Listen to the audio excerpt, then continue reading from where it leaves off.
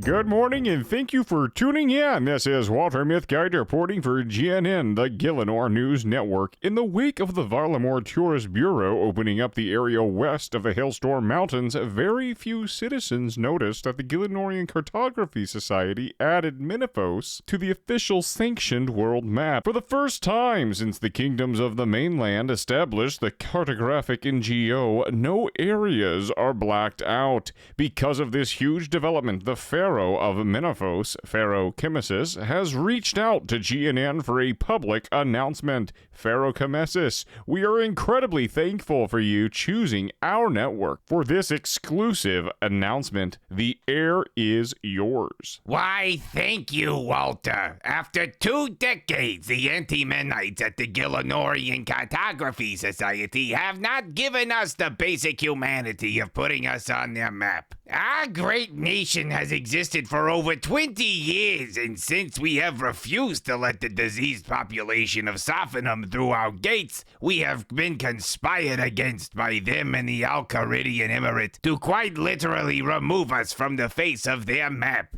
However, despite their lobbying to the Gielinorian Cartography Society, the sailors of Gielinor have shown more and more images of our shores to the Gielinorian Cartography Society, and they are no longer able to blatantly conspire against us. Today, I proudly announce that we are working with the health experts to ensure that the disease carried by the Sophonites is not able to spread to our great nation.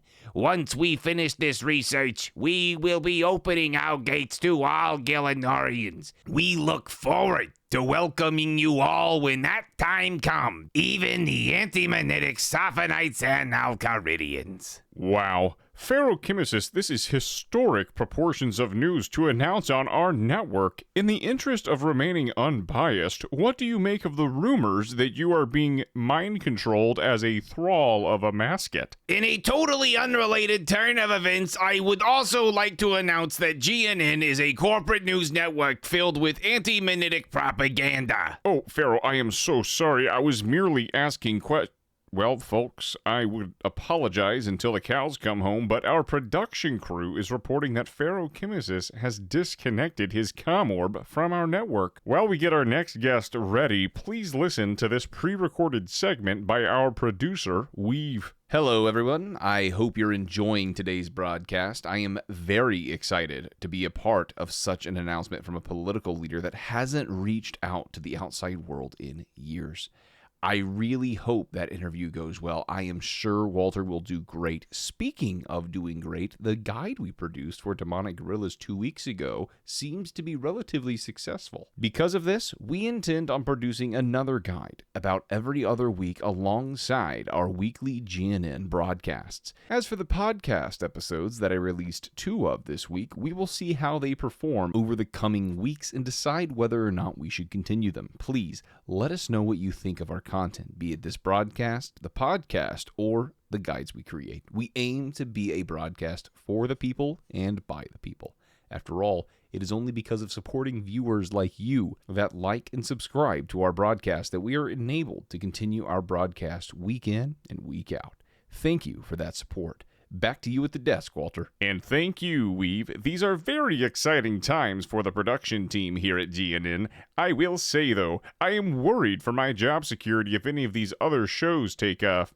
I'm sure WEEV wouldn't can me. I can't say that for many of the other adventurers this past month, as they, well, have been getting canned. As the adventurers from the Wow, I Can't Believe It's Not Gielinor Adventurer School, this is oftentimes referred to shorthand as WOW, they've graduated in large numbers recently, which has led to a surplus in the herb farmer job market. Many adventurers are not happy about this change, disparagingly referring to WOW graduates as WOWbacks. We would try reaching out to any WOW graduates for comment, but due to the waning popularity of corporate news, our messages wouldn't be seen anyways. If any WOW graduates would like to comment, please reach out to us via the X app on your comm-orb. Our handle is at GNN_OSRS_news.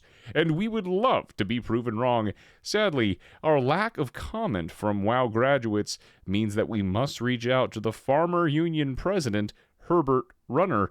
Welcome to the show, Herbert. Thanks, Walter. You can call me Herb. Naturally, Herb. What would you like to say to those that accuse your union of discriminating against the WOW graduates? Discriminating against them, that sounds pretty base to me, Walter. Now, those wallbacks, they took our jobs, and we already had enough trouble competing with those confounded bots, as people call them, and now they're coming in and pushing the price of herbs even lower. Herb runs, they were made for the Gielinorian native population. Everyone knows those wildbacks adventuring into Gielinor are funded by Menaphos anyways. And we'll cut that interview there. Anti-Menitism and adventurism in one interview. I don't think we've ever had that happen. We need to screen our guests better or we'll end up getting kicked off the air. Our final segment will be a review of the content available in Varlamore in the area opened up last week. Thankfully, we have our very own WEEV here to serve as an adventurer correspondent. Take it away, WEEV. Thanks, Walter. Before I dive into that Varlamore analysis, I really should mention that I need to stop pre-recording the messages that I prepare to thank our viewers. You cannot forecast what is going to happen in live environments like this. Now, as for the new Varlamore content, talk about beauty. Auburn Valley and Auburnvale are beautiful. I'm not a betting man, at least not since the duel arena shut down, but if I was, I would bet that Walter is definitely going to be bringing Mrs. Mithkite out to the bed and breakfast. Recently, I've been chopping these magic trees while keeping this totem up. It's been very relaxed where I only have to start another action maybe once every 4 minutes or so. This has been amazing for knocking out the forestry and the new Veil Totem collection logs. As a matter of fact, I have the Veil Totem collection log done and wait, what's this? Still no further on getting myself closer to a golden pheasant egg or the wolf whistle. I look forward to actively doing the Veil Totem activity when I'm adventuring with Iron Man rules. The bowstring spool would let me use the lunar spellbook to make bowstring while out doing agility or other activities. That sounds awesome. Before we move on from Auburnvale, I was able to help those folks out looking for their kids that went missing.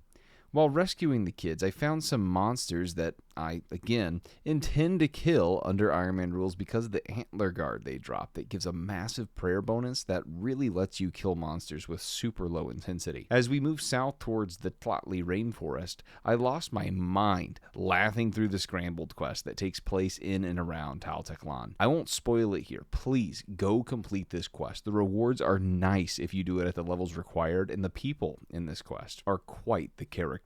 It's also worth mentioning that the town of Kastori, just to the southeast, has a Calquat and fruit tree patch. Combine those with the tree patch at the Nemus Retreat up by Auburnvale, and it seems like we have a reason to make an updated tree farming guide for 2025. Now, as a maxed main, I don't really have much of a reason to fight the gym crab that's making its way around the rainforest. But when I come here as an Iron Man, I will be sure to get my share of crabbing in. There also seems to be an area that the Varlamorean Tourist Bureau isn't quite ready to show off yet. On the map, it's named Tempestus, so we'll have to keep you updated on this area as news breaks. Finally, the Doom of Machiavel that I unlocked from completing the final Dawn quest has been amazing to learn. I love how the delve system doesn't just lead to harder fights, but each delve level is just enough harder that it gives me something to practice while not feeling totally out of reach of completion. Having said that, after clearing the 4th level, I've resolved to retreat to the Fortis Coliseum to get my quiver before I delve any deeper. So far, I have no idea how I got my Infernal Cape, since I am barely making it through these waves. It seems impossible, but so did the Inferno when I started practicing that. I think it's because I had more time to get the solves down in Inferno. Whatever the case is, I'll be sure to keep you guys updated on that grind as I make progress. That's all I have for you, Walter. Take us out. Thank you for the overview, WEEV. The Auburn Valley does look beautiful, and I think you're right, as the missus and I will be looking for places to celebrate our anniversary this fall.